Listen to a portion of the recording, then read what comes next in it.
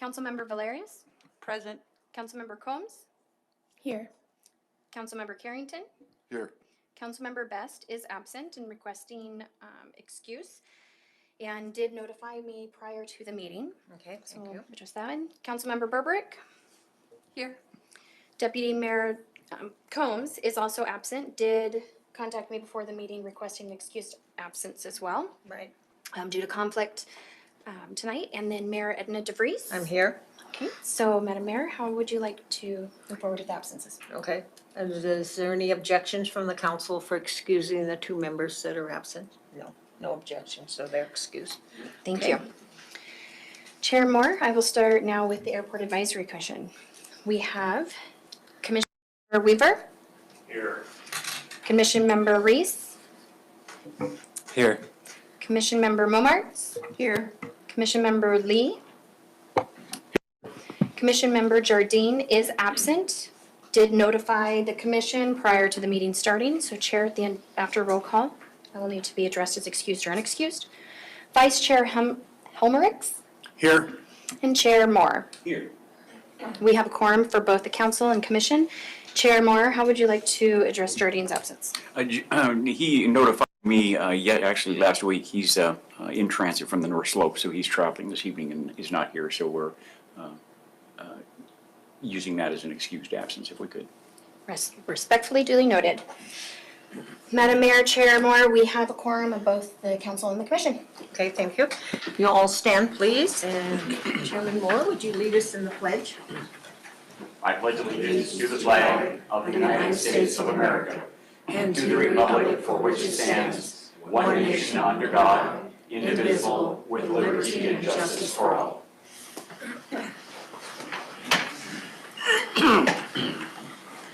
The next item on our agenda is the approval of the agenda. What is the wishes of the council? Move to approve. Second.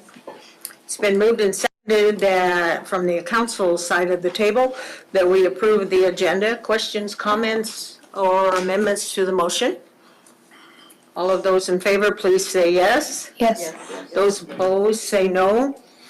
The yeses have it, and the council has approved the agenda.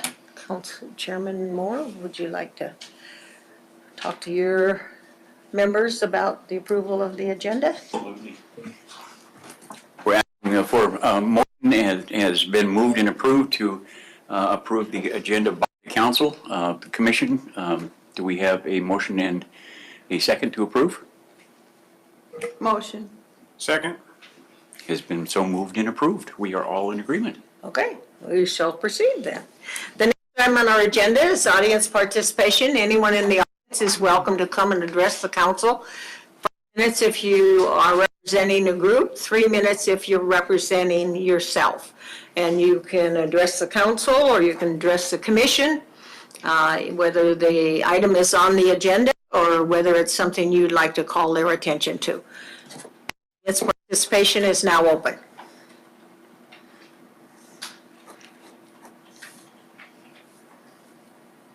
Seeing no one come forward, I will its participation.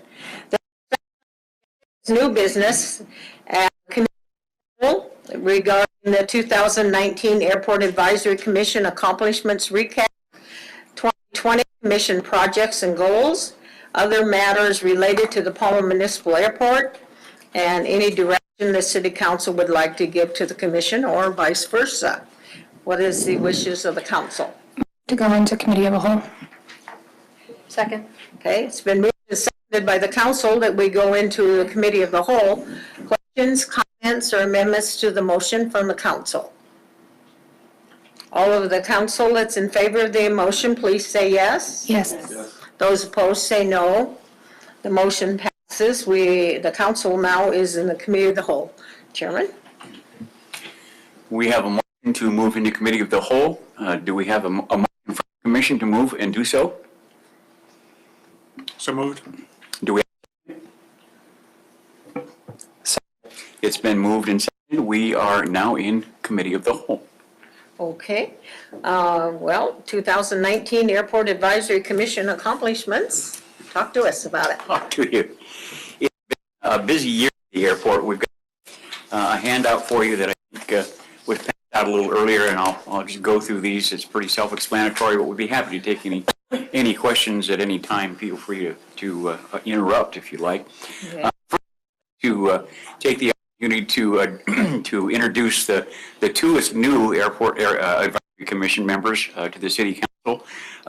Lee, who is the CEO of New Horizons Telecom Incorporated, and John Lee's son on the very end, for those of you that might not know John, or Leighton.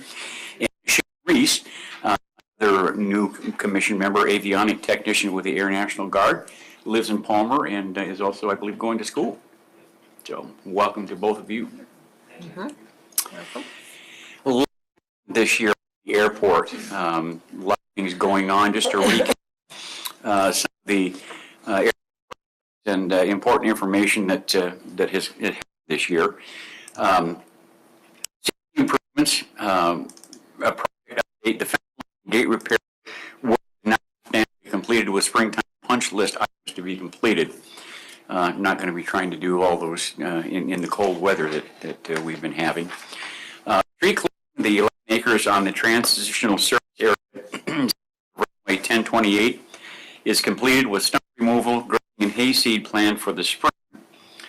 And the vehicle and pedestrian directional signs are up and in place with the flat blink stop signs expected to be installed pretty soon. All the apron light pole bases are in with the actual light poles expected to arrive in March for installation. And the new airfield direction signs have been ordered and are also expected to be installed this spring upon arrival. A lot of these things had some long lead time for arrival, so some things had to be deferred to actually acquiring the items and sufficient weather to be able to get out and do those things. The designated run-up areas and touch-and-go training, due to concerns with emergency aircraft being delayed by aircraft performing their engine run-ups, two main taxiway hold lines for both the north and south runway.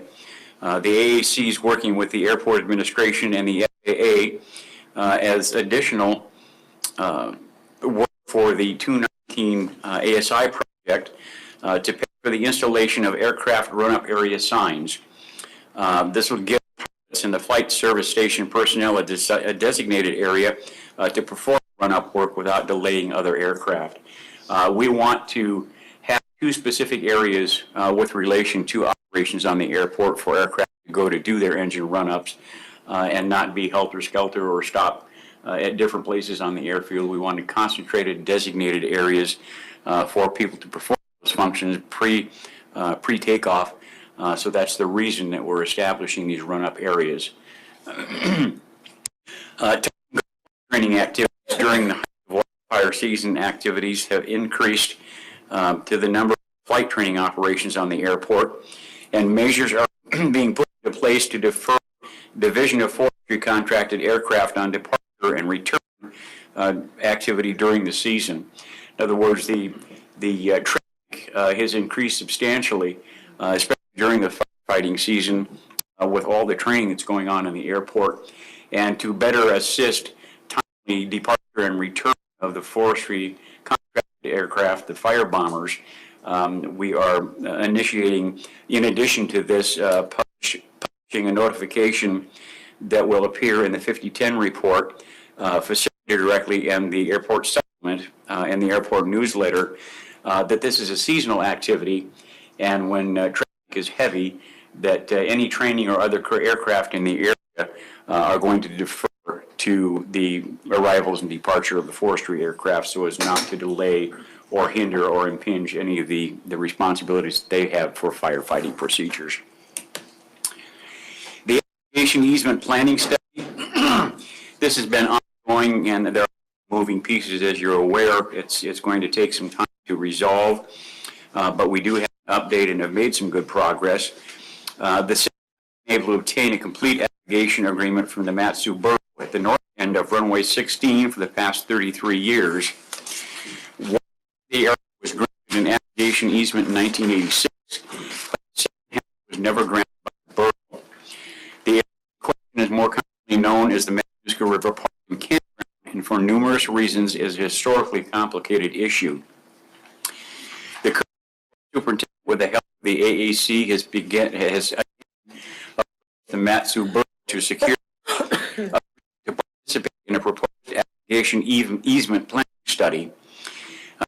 Meant to determine the best course of action to also be able to fully utilize the complete 6,008 feet of the north-south runway, which currently has a 500-foot displaced landing threshold. As we discussed before, the displaced 500 feet means that we aren't actually using the entire 6,008 feet of the runway we have. That's due to the issues with the part at the north end of that the north-south runway.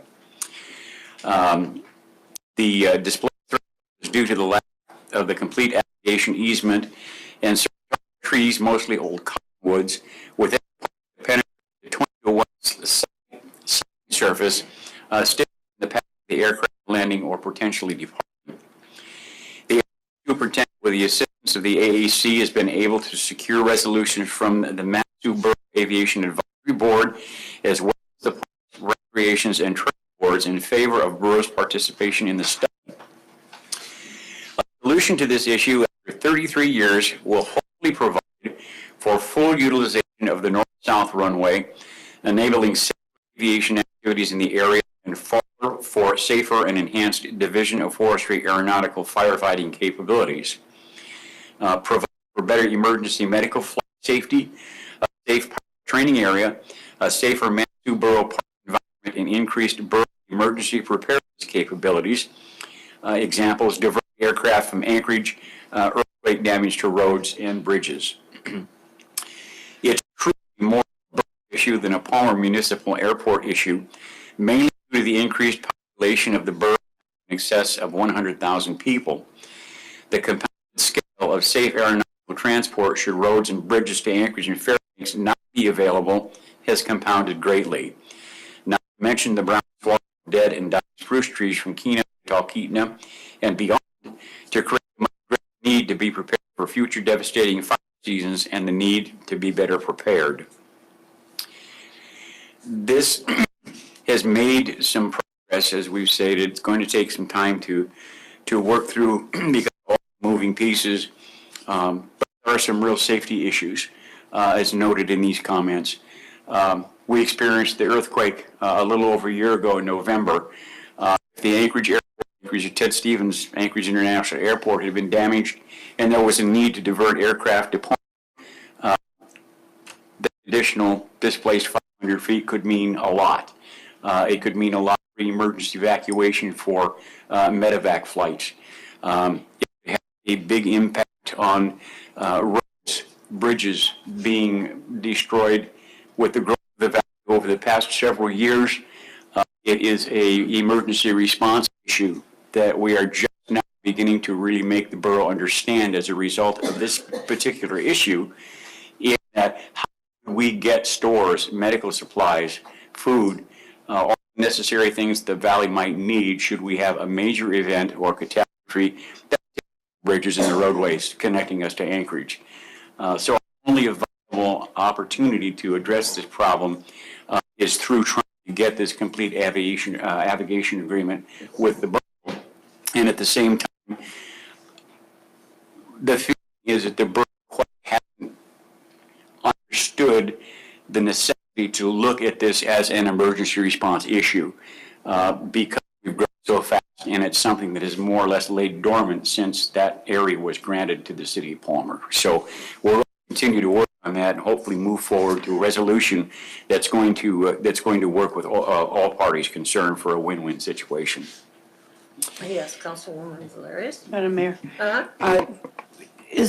from my understanding, I think somebody spoke about this at one point, is it really with the part of the park there, it really has to do with basically getting rid of some of the significantly taller trees?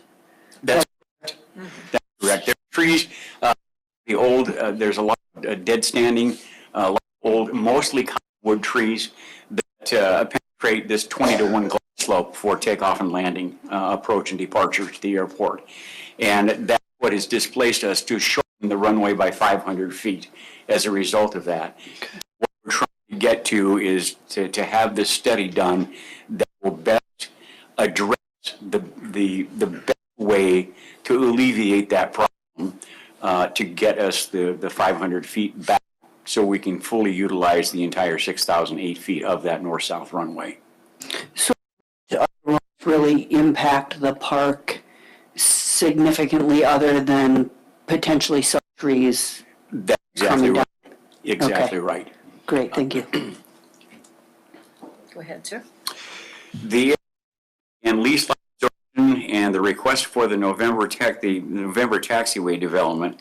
Another important issue that we're looking at in the future. They have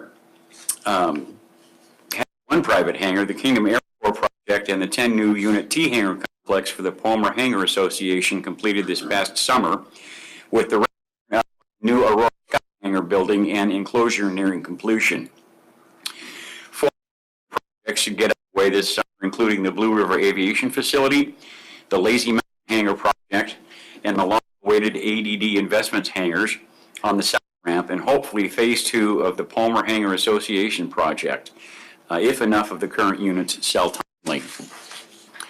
All the lease lines on the Yukon Street and south have been absorbed, and there are only 2 lease lines on the north ramp currently available on the newly named South Aviator Way Road, and only one on the south ramp which has airfield access.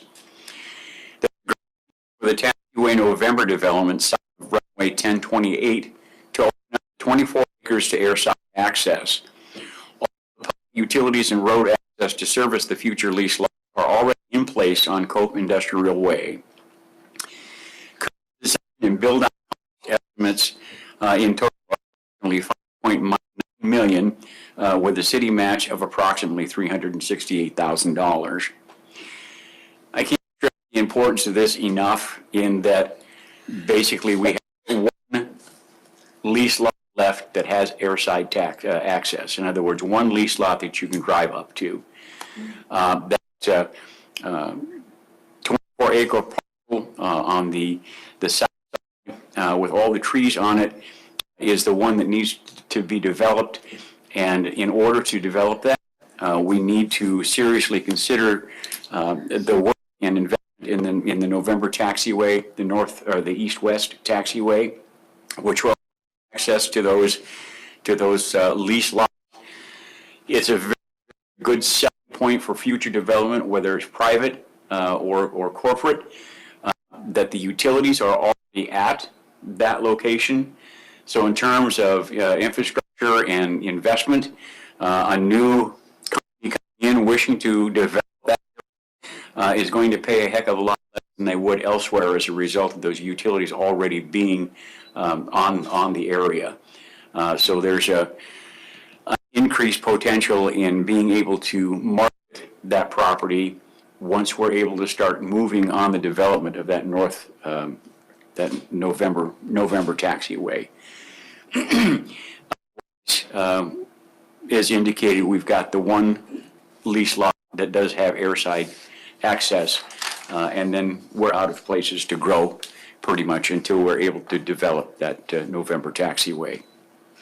Is there any grants available for that, you think, for FAA, or maybe the city manager could address that?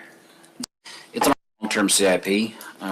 We've pushed it out a couple of years just because of the funding that we have and the economy. As he mentioned, that it's a $5.9 million project, and our city portion of that match would be almost $400,000. So Right.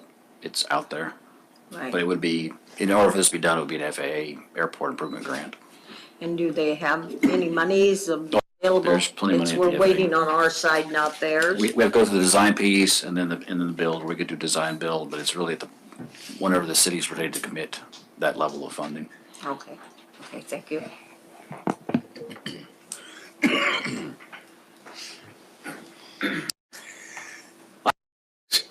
The Palmer Municipal Area impact on our community. The last economic study of the airport was conducted in 2007, and in the past 12 years, the study conducted the airport's employment-based, payroll-based aircraft capital projects tax base have all increased substantially. Some of the estimated comparative numbers are as follows. Full employment enrollment has increased from 139 to 180. And some of that is the 350 part-time employees, or over and above that, during the Department of Forestry activities seasonally. We've got 20 based aircraft to 168. Annual operations, there were 28,670 in 2007, and an estimated 38,000 in last year of 2019. $19,104 and 470. I'm sorry. 448 was 2007. We've not seen the final numbers for 2019, but anticipate that they will hopefully reflect some good increases there as well. Income in 2007 was $10,293,078, and that's increased to an estimated $13,329,167 as of last year. Businesses, construction activity that support jobs, sales tax, property tax revenue have had a substantial impact on the local economy. The recent growth of the airport has only made this economic impact. The Airport Commission again wants to recognize and thank the City Council for its continued support of the airport and the investment made over the past several years to help support and grow airport activities and subsequent private investment. The private investment mentioned is approaching $6 million and yet to have an impact on the adjusted economic figures for 2019. So we're hoping to see some production economically from that as well. Should maybe we pause here and then just see if there's any questions before we go to 2020? Is that okay with Absolutely. you, sir? Any questions from the council or any further insight from any of the commission members regarding, did the report cover everything that you wanted the commission members to bring forth to us? Is there anything lacking in there? Okay. Council, you have any thoughts or comments regarding 2019? No, I think just on behalf of the council, we certainly thank the commission and our airport manager for all your hard work for 2019. And I know there was a lot going on out there and you guys have really stepped up to the plate, and I know lots of hours were put in, and so thank you very much on behalf of the council. Okay, all righty. Are we ready to go to 2020 then? All right, take off. 2020, here we go. 2020. 2020. The commission and project and goals for 2020. We're looking at the completion of the engine run-up area and the touch and go training initiative. We're also looking at assisting the city in and through the avigation easement planning study with active AAC participation to help ensure a positive outcome. A 2020 open house event and possibly reinstatement of the Federal Aviation Administration's fly-in pancake breakfast is also something that raised its head again here just recently. I had inquiry just about the end of December from the FAA wondering if we would like to participate in that again this year.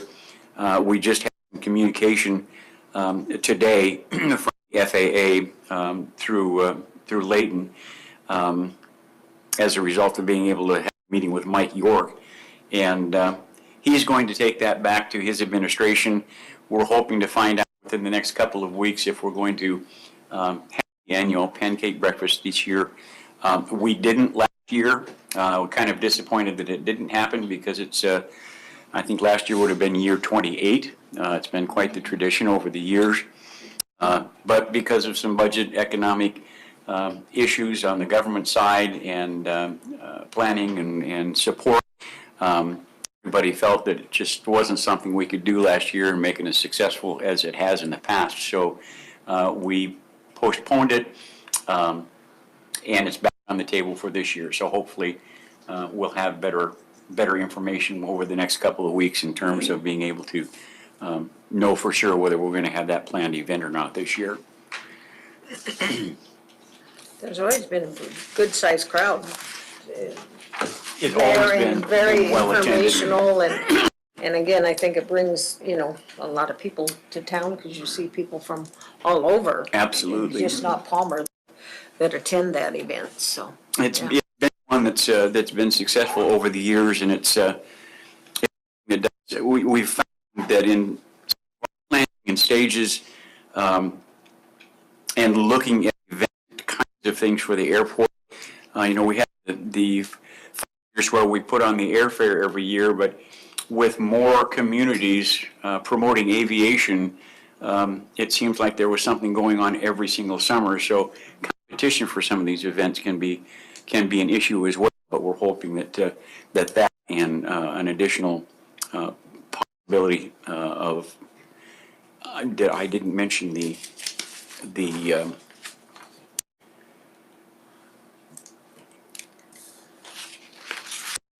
Oops. No, I didn't. I'm sorry, I didn't. I covered it. So we're looking at hopefully that doesn't go away because it is such a popular event. And we'll have to hopefully again in June this year. Okay, good. The fuel flowage fee versus sales tax, the last page of your handout. In 2011, the sales tax for fuel sales at the airport were posted to the airport fund, and that lasted until July 1 of 2016 when the fuel flowage fee was put into place. The sales tax for fuel sales at the airport by year follows. You can see that in 2011 it was a little under $7,000 with varying degrees all the way down to 2016. The 2,975, but that was just for the first half of 2016 prior to the flowage fee going into effect. So the second half of the year yielded almost $6,500 in flowage fee. So the combined total for 2016 was about $11,000. 6, 8, 9, 10, I'm sorry. And we increased with especially the fire seasons. 2017, we had $11,000 and $690. Went down a little bit in 2018, and last year was up again to $14,567. So we've seen an increase, and hope that will continue to be so. That depends on the forestry activity. From a training standpoint, training aircraft drink a lot of fuel, so that's added to it as well. A lot of other operators or folks coming in and utilizing fuel services on the airport have had an impact as well with the increased operations that the airport's seen over the last 2 years. And the difference in gallonage, you can see the biggest years were 2017 and this year 2019 of almost 300,000 gallons delivered to the airport of fuel that's been used in that amount of time. And once again, a lot of that has to do with the amount of fuel that the firefighting season yields, especially in such a short window from May to August, the first part of September. Issues that we're looking at, that we're going through and experiencing. We had some conversation with forestry just at our commission last Thursday evening. They've got some new aircraft that I believe the city is working in conjunction with them that are a lot more efficient. The Q400, it's a high wing geared aircraft that burns about 25% less fuel than what they're using now with the Convair's, and are able to carry a lot more in terms of water and fire retardant. And it's going to be something that in terms of potential It's hard to put a thumb on what kind of fire seasons we're going to have, but all indications certainly do point to the fact that we're going to have more problems rather than fewer as the climate continues to change. And the trees in the areas of beetle kill and all the other natural kinds of things that attribute to those kinds of issues increase. So they're thinking that things may not get better, hopefully stay the same, but the potential to getting more extreme is there. So we may see some increased fuel again this next year as a result of what kind of fire season we may or may not have. And with that, are there any other questions or comments? That pretty much ends what we have this year. Okay. Any council comments? Yeah, Councilwoman Rick? I just have a quick question on that fuel flowage fee. The Department of Forestry, they pay that too, or are they subject to that? How does that work? Yes, they are. Okay. Yes. Any fuel that's delivered to the airport by a commercial retailer, that 5 cents is built into any fuel that's dispensed or sold on the airport.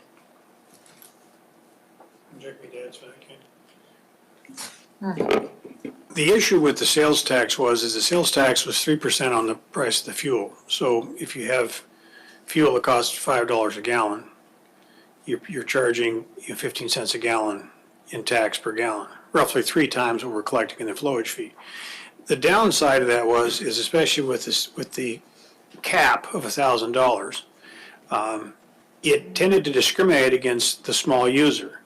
The person who's purchasing fuel for his own airplane with his own money paid the highest per gallon price. When you had a large aircraft come in that said the medevac flights who purchased several $1,000s worth of fuel, they paid a proportionally less per gallon because it was capped. All the state and federal agencies paid nothing at all. The fuel flow fee is not something that's exempt in the state and federal contracts. So instead of collecting 15 cents a gallon on the small guys going down to nothing on the big guys, we now are collecting 5 cents a gallon on everybody. So what this has done is now we receive a nickel a gallon for the big fire bombers, the medevac flights, and it's had a net effect as it's lowered the cost of fuel at the Palmer Airport out of the 2 fueling facilities, mine and New Horizons, to the consumers. So we've been able to increase the throughput through the retail facilities by being more competitive for the surrounding areas. So it's really been an example of how it's been a win-win for everybody. The person who actually buys their gas and looks at their fuel bill has saved money, which has increased our sales. And as we can see, it's increased revenues to the airport. And probably the biggest thing for me is it has virtually eliminated my administrative burden tracking sales tax, because when a load of fuel shows up, it's just a line item. Here's the flowage fee, goes to the airport. So I paid my sales tax for the last quarter and it was $30 because virtually all my sales are a fuel. So all that is collected and dealt with directly from Crowley when they deliver the fuel. So it's been a real benefit for me just from a paperwork standpoint. And from the economic side, from the end user, for those of you who are not pilots, a pilot will fly 40 miles out of his way to get a 5 cent less.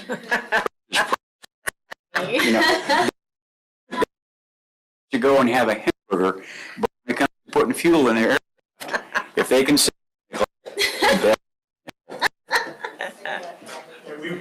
Nobody's ever done that in the car, have they?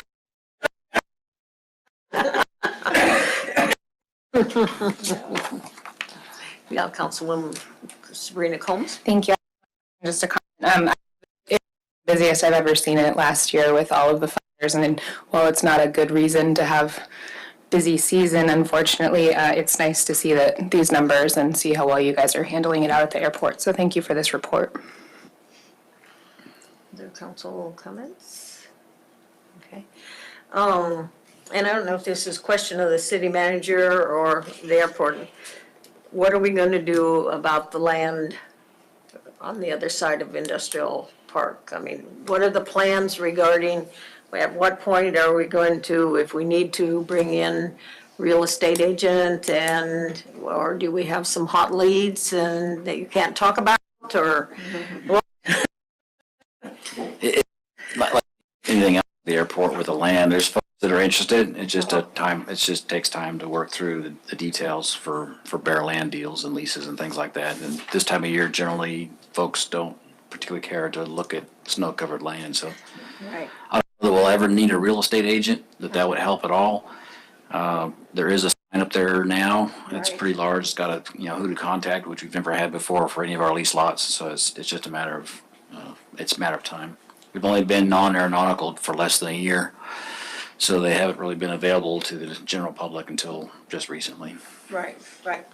I guess I would just like to see something more definite, okay? So by the 1st of July, 1st of August, we don't, have somebody that's 3 inches away from signing on the dotted line, that we do something. I see the sign every day. It probably is more than almost anybody, but not too many people, go out that way. And I think, the video we've done will help, and, all of those things. I think we're moving forward towards that. But, yeah, I guess I'd just like to see something more definite timeframe. So, Councilwoman Combs? I think I did have a question, actually. The campground we created the year before last, was that successful? Was that pretty filled up throughout the summer? Did people use it? It never came to fruition. By Oh, the time we had it ready to go, somebody came in and made a better deal to build a hangar on it. that is a better deal. Thank you. So we got camper. Mayor. Oh, I'm sorry. I thought we were swapping that just to a different site, though. The campground. And then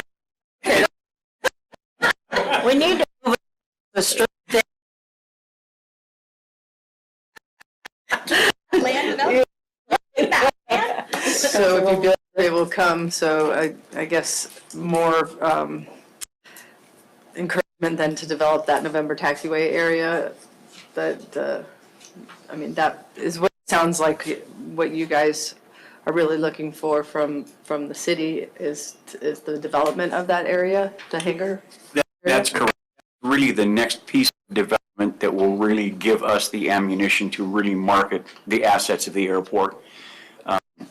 Once that's developed and in place, actually before it's developed, once a project is started, gives us the ability to go and let people know that that's happening for future investment. And I at this point, I didn't want to be remiss in not mentioning the work of Frank Kelly as the airport manager. He is our biggest asset from the city administration on a daily basis. He is our one-man band that wears about 6 or 7 different hats and does a great job at all of those hats. He is our real estate agent. He's the one that's got the sign up over there. Property. He's the one that kind of stirs the pot through his network and interaction with other aeronautical divisions, not only with just FAA, but other air operators. And he's been a great asset to the city of Palmer and the airport and the growth and development that we've experienced in the last 3 years. So the commission's thanks to him, and I know the council is appreciative of that as well. We are. Anything further?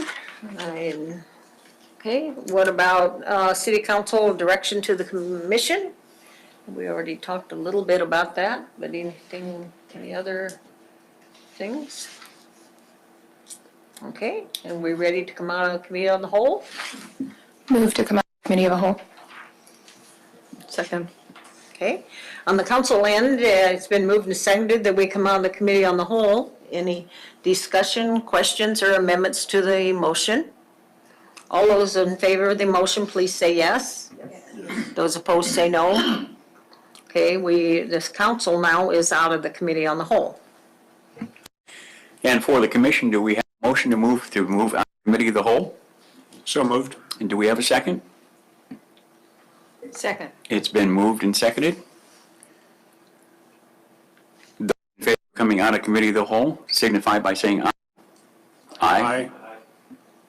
It's unanimous. We are now out of committee of the whole. Okay. The next item on our agenda is record of items placed on the table. Madam Clerk? Thank you, Madam Mayor. We have the Airport Advisory Commission report. Okay. And I see the newspapers here. I don't know if there was an extra copy left over. Is there some over there? Yeah, second row, third column over. Okay, good. Alrighty. So there's one over there. Okay, council commission members, any additional comments from the council? Okay, go ahead, sir, see if there's additional. Are there any additional comments from the commission to the council? Just one, I've noticed a big change in how well how the airport has been operating in the past couple of years, and it's very encouraging. I've been out here since since '89, I guess it is. And I give you an example, which really impressed me. When I came back, I spent most of the summer in McGrath moving a tank farm. And when I got back, I was requested by a couple of folks to come up with a solution to the traffic conflicts with the run-up areas and things. That was in October. We managed to go from discussing the problem to essentially having it completed in the span of 2.5 months. Good. I mean, that's nothing short of amazing. And it comes from the stewardship of, and the direction of the council of Frank and of Ken. And it's pretty exciting to see problems be able to get identified, discussed, and solved in that length of time Good. in any kind of government body.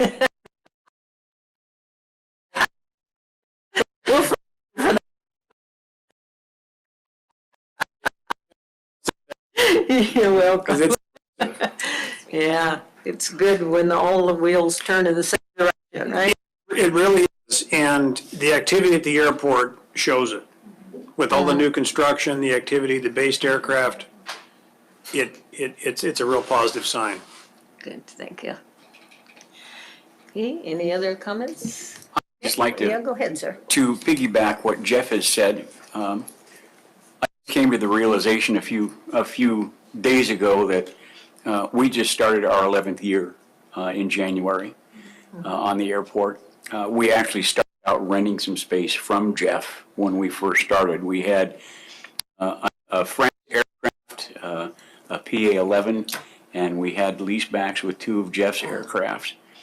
And we've been able to make substantial progress, and in that 10 years that we've already been here, there's been nothing but a steady progress of forward motion in that time. And it's not only fulfilling to see that as a business operator on the airport, to see that kind of growth, but hand things that it takes to make that work on a municipal basis as well as a private basis for individual businesses. There's been a lot of benefit to a lot of people as a result of the direction that the airport has moved, and a lot of that can be attributed to how well the council has worked with the commission and how open you've been over the past several years in listening to our needs and our vision in terms of where we want to go and what we think the airport can be. We're at that stage where we're kind of at the teenage years. We've got tremendous potential. I don't think that anyone wants to see this turn into a Ted Stevens International Airport, but abilities that will continue to make the airport a very, very good corner piece of economic investment and activity for the city of Palmer. And appreciative of the fact that the council sees that as such a viable potential to put Palmer back on the map, if you will. It's from a lot of folks that I've talked to, not only on the council, but a lot of other entities and commissions within the city administration, to make Palmer a destination community. And the vision and the foresight and the interaction of what's been going on in the last several years is a direct indication of that kind of commitment and support that we've seen, and we certainly do appreciate it. Thank you. Well, as I said earlier, we appreciate the commission's work. Thank you very much, and we look forward to another good report in the middle of the year. With that, meeting adjourned.